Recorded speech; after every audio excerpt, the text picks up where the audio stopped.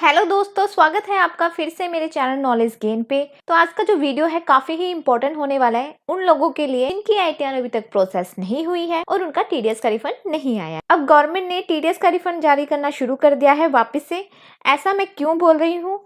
ऐसा इसलिए बोल रही हूँ कि आज की वीडियो में हम देखेंगे एक हमारी क्लाइंट है जिनका 3 लाख का टीडीएस का रिफंड आया है और साथ में 3-4 क्लाइंट और है जिनके जिनके 1 लाख, 2 लाख, 50,000 के रिफंड आए, वो भी आईटीआर 2, आईटीआर 3 और आईटीआर 4 के हैं जो प्रोसेस हुई है। और साथ में कुछ मैं कमेंट्स भी आपके साथ शेयर करूंगी जो कि मेरी कल की वीडियोस में आए हैं कि काफी सारे लोगों के जो है रिफंड आ चुके हैं। वो भी मैं आपको एज अ प्रूफ दिखाऊंगी कि लोगों के जो रिफंड है वो आ रहे हैं। तो पेशेंस के साथ आप भी इंतजार करिए, आपके भी जो रिफंड है वो जरूर आएंगे। ठीक है, तो गाइज यहाँ पर आप देखोगे कि मैंने ये लॉग इन कर रखा है।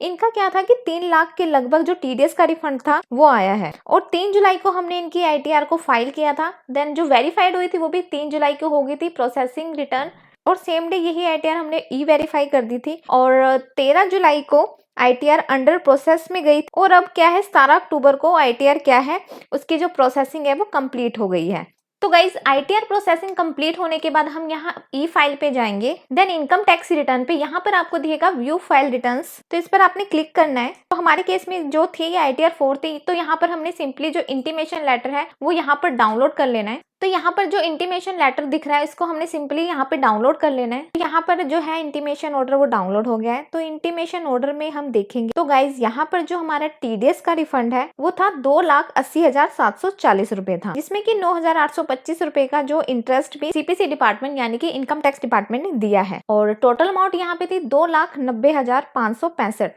और जो टीडीएस का रिफंड था उसकी टोटल अमाउंट थी 2,90,565 रुपए। तो वो टीडीएस का रिफंड था। तो उसका इंटीमेशन ऑर्डर हमें यहाँ पे रिसीव हुआ है और आज या कल में ये जो पेमेंट है बैंक अकाउंट के अंदर यहाँ पर क्रेडिट हो जाएगी।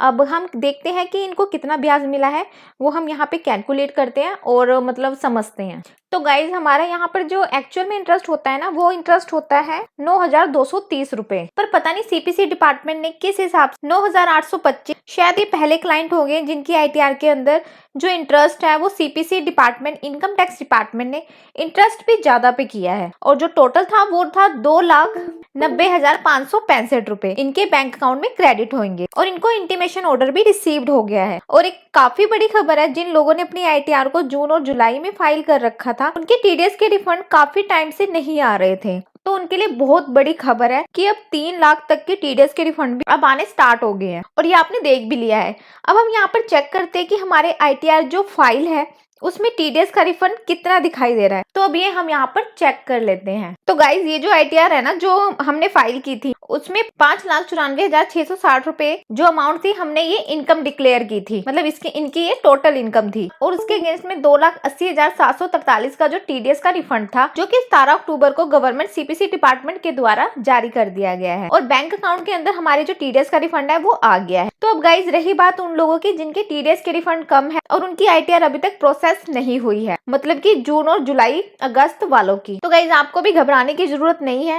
बहुत सारे टैक्स पेयर्स ने अपने रिफंड को जून और जुलाई में फाइल कर दिया था। उसके बाद इनकम टैक्स डिपार्टमेंट ने सबको नोटिस भेजे, मैसेजेस भेजे। तो काफी टैक्स पेयर्स ने अपनी आईटीआर को रिवाइज किया और जिन्होंने जेन्युइन रिफंड क्लेम किया ना उनकी भी आईटीआर यहाँ पे प्रोसेसिंग नहीं कर रहे हैं इनकम टैक्स डिपार्टमेंट वाले। और जैसे कि आप लोगों को पता है कि चेयरमैन ने बोला था कि हम 31 दिसंबर तक आपकी आईटीआर प्रोसेसिंग करेंगे, तो वो हमें कहीं दिखाई नहीं दे रहा। और जो डाटा प्रोसेस हो रहा था स्टार्टिंग में सही था, 10 दिन तक काफी सही था, पर अब देखा जाए तो दिन ब दिन वो डाटा भी नीचे जा रहा है। ठीक, तो चलिए शुरू करते हैं इस वीडियो में। और इस वीडियो में हम बात करेंगे अगर अभी तक आपका रिफंड नहीं आया तो आपको क्या करना चाहिए। सेकंड थिंग, 8 कारण जिसकी वजह से रिफंड नहीं आ रहा है और जिस टैक्स पेयर्स का रिफंड अटका है वो उसको कैसे लाए। तो पहला कारण ये है, जैसे कि आप लोगों को पता है कि आईटीआर फाइल करते ही 2-3 दिन में रिफंड आ जाते थे, लेकिन अब ऐसा क्या हो गया कि रिफंड अटकने लगे हैं। तो पहले जैसे कि आपको पता था कि आईटीआर फाइल करते ही 2-3 दिन में रिफंड आ जाते थे, लेकिन अब ऐसा क्या हो गया है कि रिफंड अटकने लगे हैं। और अगर रिफंड आपका अटका है तो आपको कैसे लाना। तो पहला पॉइंट है,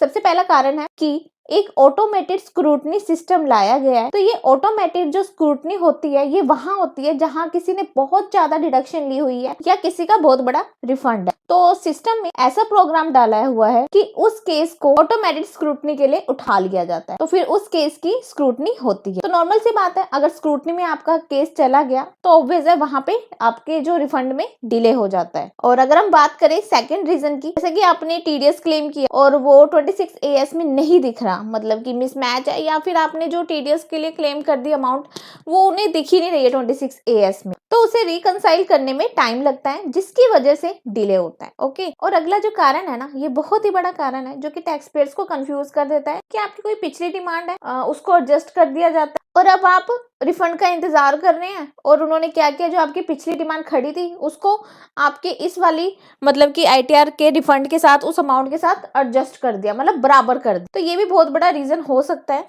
इनकम टैक्स डिपार्टमेंट का आईटीआर का रिफंड नहीं देने का। और अगर यहाँ पे चौथा रीजन देखिए, फोर्थ रीजन, जैसे कि नर्स कैंपेन, आपने किसी पॉलिटिकल पार्टी को डोनेशन दिया है या फिर फॉरेन में कोई आपका एसेट है, तो नर्स कैंपेन में कोई आपका केस है या फिर उसकी इंफॉर्मेशन आई हुई है, तो फिर उस वजह से भी यहाँ पे डिले होगा नज कैंपेन के द्वारा। तो इस चीज में भी आपका जो रिफंड है यहाँ पे डिले हो सकता है। वहीं पे हम देख लेते हैं फिफ्थ रीजन क्या है, कि अगर आपने ई वेरीफाई नहीं किया अपनी रिटर्न को और वो पेंडिंग है, फिर आपका रिफंड यहाँ प्रोसेस नहीं होगा, वो आगे नहीं होगा। तो आपने क्या करना है, अपने आईटीआर पोर्टल पे जाना है और वहां पे लॉग इन करनी है अपनी आईडी, और आपने देखना है कि आपकी जो आईटीआर है वो ई वेरीफाइड हो भी रखी है कि नहीं हो रखी।